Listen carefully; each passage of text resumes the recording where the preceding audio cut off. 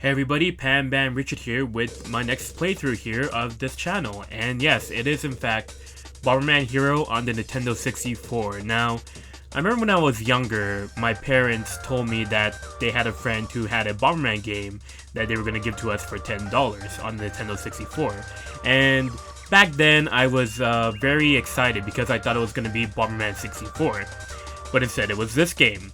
And I was a little bit disappointed, truth be told, but after some time, this game did eventually grow on me, and it is one of my favorite Bombermans that I like to go back to on occasion.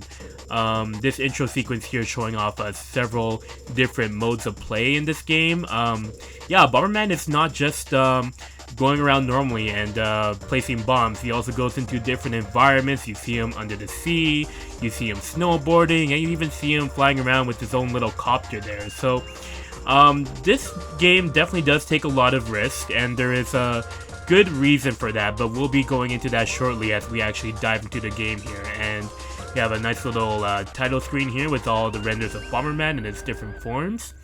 And yeah, let's get things going here. So, we're going to be starting off our new file right over here and get going with the intro sequence. I mean, my feelings about the story, what story? I mean, it's a platformer game in the 90s, the late 90s, just essentially establishing a makeshift plot in order for you to establish what you're going to do.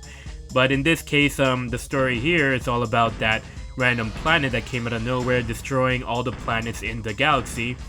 And turns out that this particular planet, known as Primus, has this princess and this robot going away, apparently going to Bomberman to ask for assistance.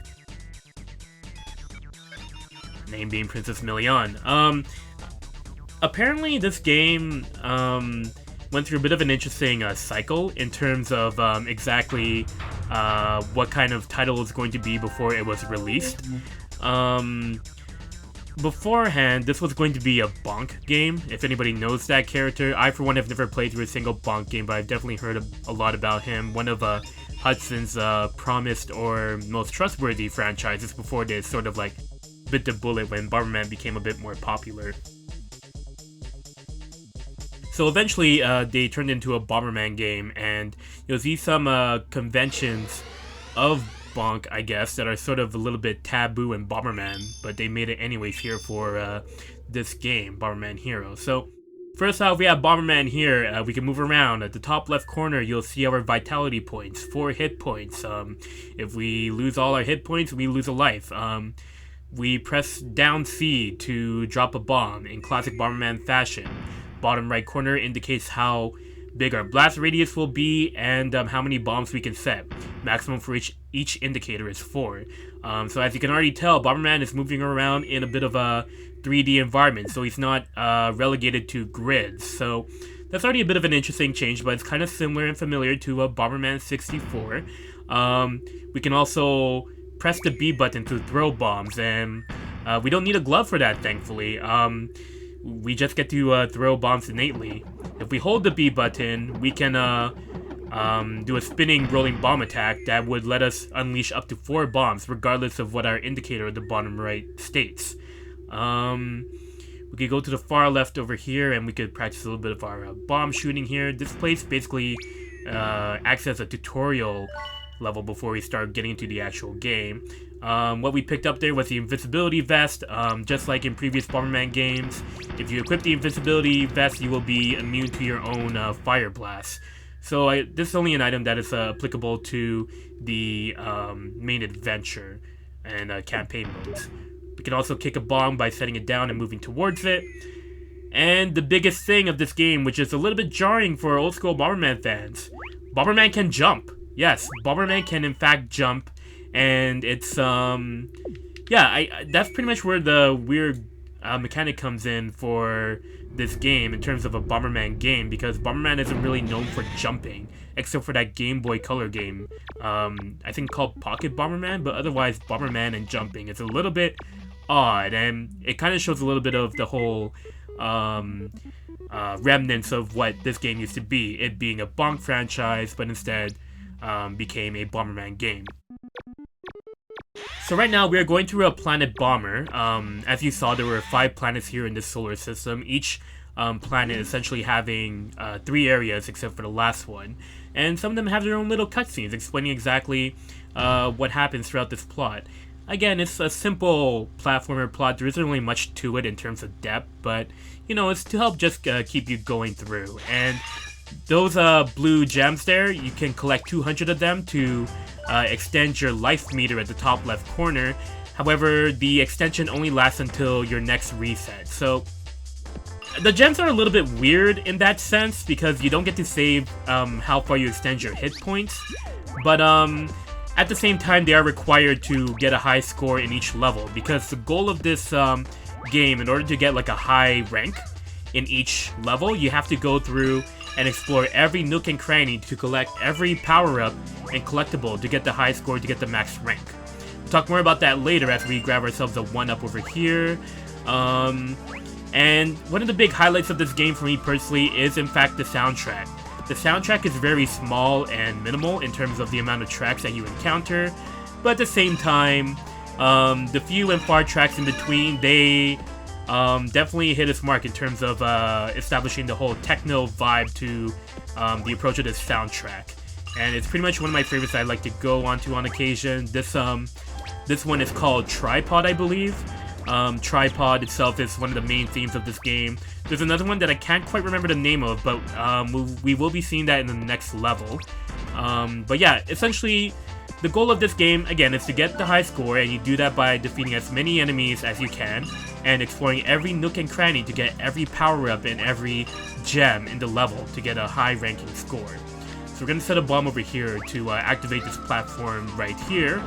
Blasting away, get ourselves a diamond here, which isn't worth gems, but it gives you 500 points. So always good to be mindful of what kind of value each item gets you, because you'll need it to get the high ranks. And yeah, I mean, that's pretty much this game in a nutshell, but there is so much to this game in terms of what it provides in terms of a challenge in a sense. Getting the high score in the action stages are pretty basic, but when it comes to boss fights, that's where it starts to get a little bit more challenging.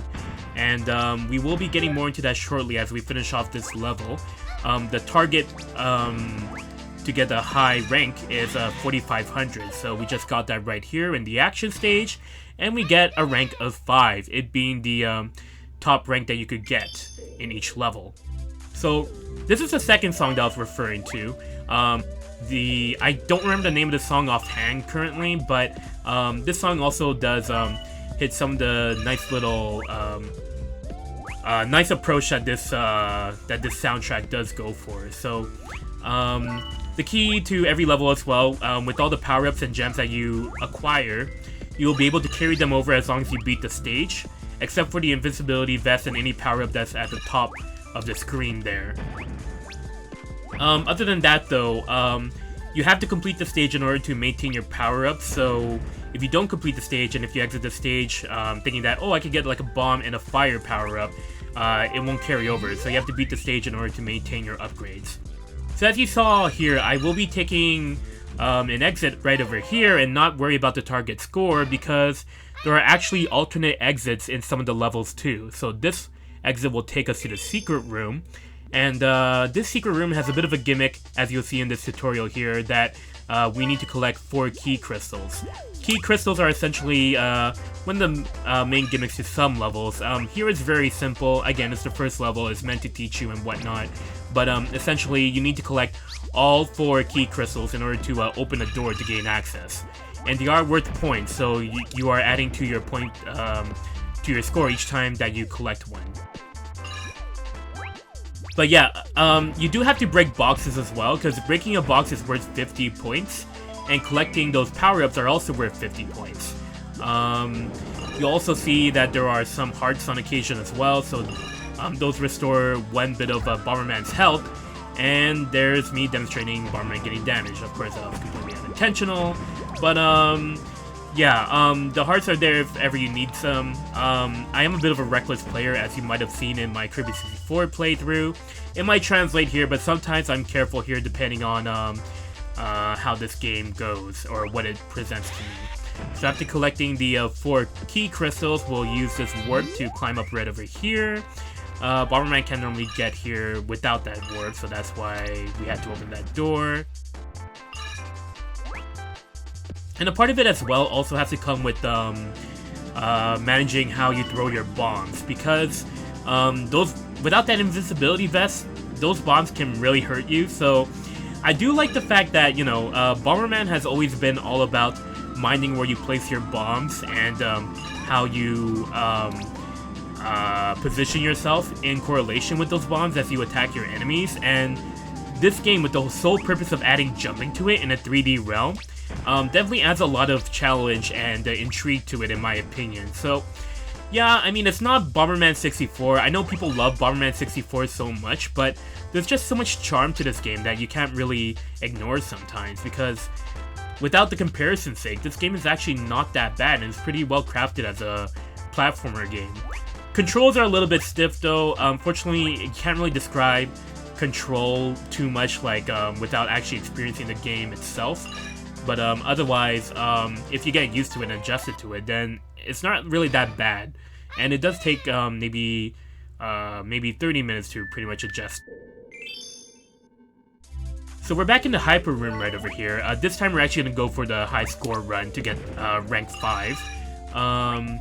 So, like I previously demonstrated, as I was explaining several moments or points of this game, I really had to search for every nook and cranny to find all those gems, because there's nothing like heart-wrenching than to finish a level and thinking you have everything, but you're like down 100 points or down 50 points. How can you be down 50 points but still not collect every item?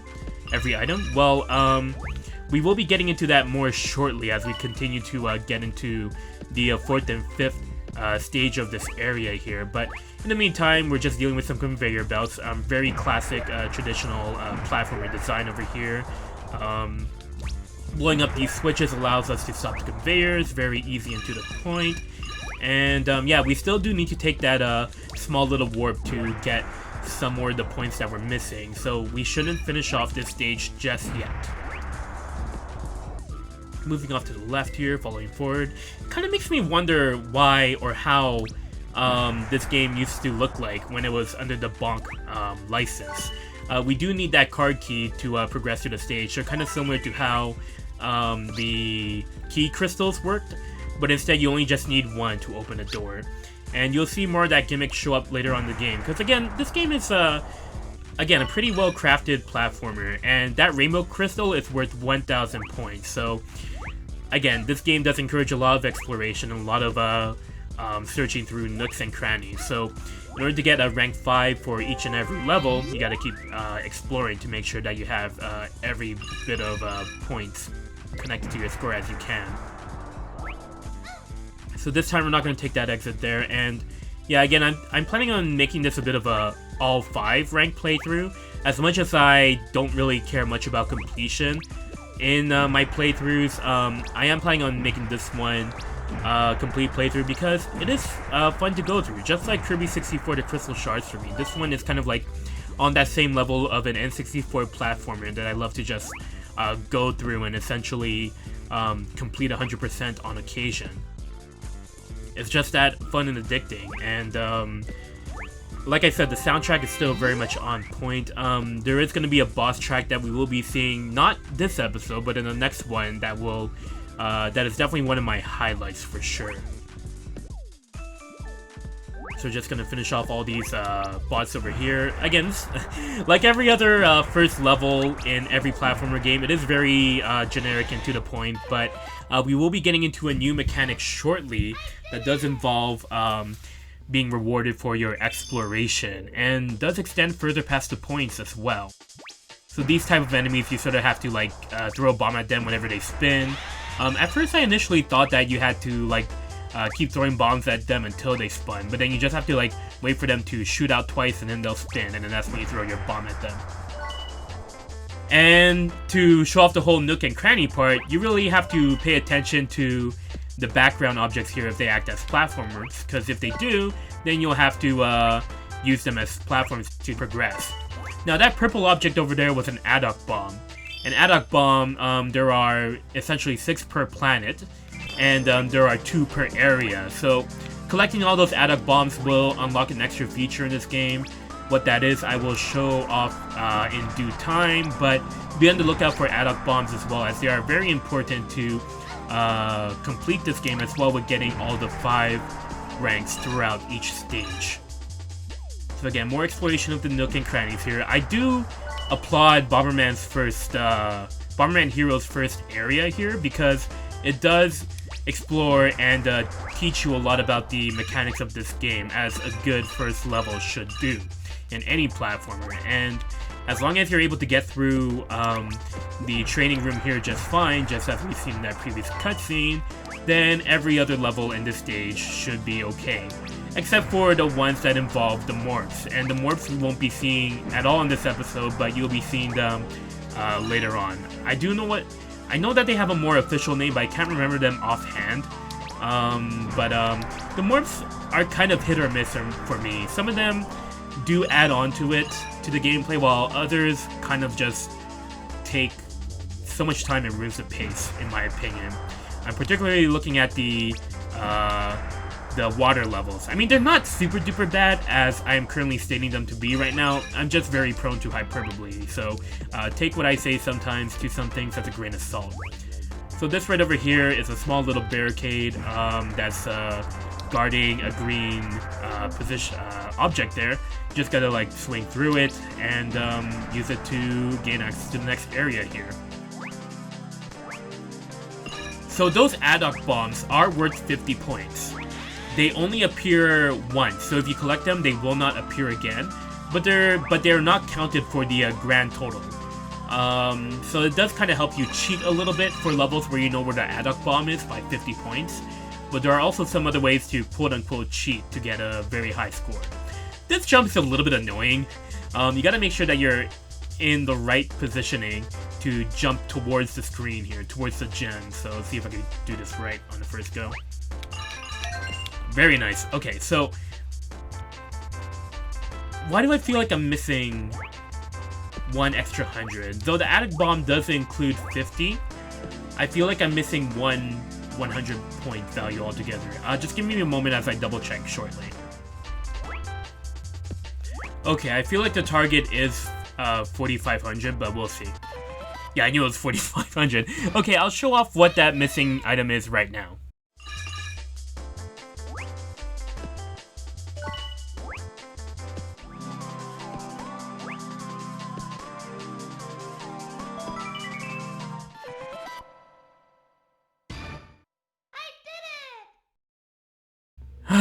And that's what gets you to 5 for that stage. I do the stage like perfectly each time I go through it, but of course during the playthrough it just falls apart. That's unfortunate, but regardless, we'll be going to the next stage here, the Sky Room. This room teaches you more about the cliffs and whatnot. Make sure not to fall down cliffs, very self-explanatory for a platformer, but it's good to have a practice stage on things like that before you actually get into it. We got our second ad hoc bomb over here, and that should be enough for the area, as that's our last stage. Hopefully we should be able to fight this simply here. And here we're fighting against a conveyor here, which does actually lend me to discuss about Bomberman's momentum while he's jumping. When he's in the air, he doesn't accelerate normally. He sort of follows the same momentum that he does while he's on the conveyor belt, and it sort of like gimps your jumps and positioning, just as I demonstrated right there. So, unfortunately, whenever you lose a life, you do have to collect the same points that you've lost, that you've gotten previously, so I'm going back here. But the ad hoc bomb has already been collected. Oh, never mind, it hasn't. Shows how much I actually do die and not collect the ad hoc bomb. But, in any case, yeah, Bomberman's momentum is really weird when it comes to conveyor belts and similar behaving environments. So you really have to make sure that you are in the proper positioning as you jump, or else the momentum as you jump on these currents are just a little bit, might gimp you and sort of make you lose a life, as I demonstrated earlier. Thankfully, these switches exist. I probably should have used that switch earlier, but it does not every current or conveyor does have a switch. So yeah, I really do have to applaud Bomberman Hero's first area, because it's something that's often overlooked in platformer games, but having a good tutorial start... That's also another thing with the Bomberman's jumping as well. As soon as you land or change direction, Bomberman might not maintain its momentum as you continue the other direction or continue running. So it does sort of gimp your jump as well if you do that. But again, some minor adjustments to get used to. I would like to accommodate that to the recording curse. That's gonna be my excuse, but regardless, you might have noticed at the bottom right corner my firepower has been going down too. That's because each time you lose a life, not only do you have to collect your points again, you also lose your power-ups over here, starting off with the fire being prioritized over bomb. Once fire is down to 1, it'll start reducing your bomb count. So be mindful of that. But yeah, you really do have to be mindful of how Bomberman lands after you've jumped, because it might gimp his momentum a little bit. So it's not as smooth as Super Mario 64, but again, adjusting accordingly to how Bomberman plays or runs here, it does make for a fun experience overall, but again, it does take some adjusting. Unfortunately, I don't know much of the names of these enemies at all. The only names that I do know are the names of bosses, because the game clearly tells you what those names are. They're just generic enemies, unfortunately. There isn't really much to say about them, unless the game specifically states that they have a name. But right now, I thought I was like far away. But right now, we're about to finish off the rest of the stage here as we beat up this chicken and the chicks. A little bit of a weird enemy overall. Oh, jeez! Yeah, I'm gonna attribute all of this to the recording curse, but this should be enough to get our 4,000 threshold, plus the 50 from the attic bomb gives us a rank of 5. And we'll be seeing what's gonna happen next.